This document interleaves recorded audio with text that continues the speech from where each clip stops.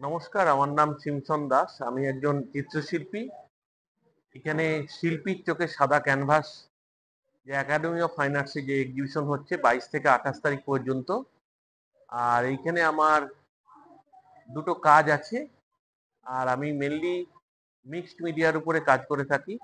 আর এখানে দুটোই হচ্ছে অ্যাক্রেলিক এবং মিক্সড মিডিয়া, অয়েল পেন্টিং সব নিয়ে এইখানে দুটো ছবি আছে।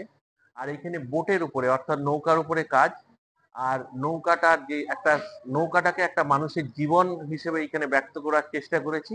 মানুষের জীবনে যে ঝড় এবং ঝড়ের পর যে একটা মানে কুল খুঁজে পাওয়ার যে একটা প্রচেষ্টা, সেইটা এই ছবির মধ্যে আমি এই দুটো ছবির মধ্যে আমি বোঝানোর চেষ্টা করেছি।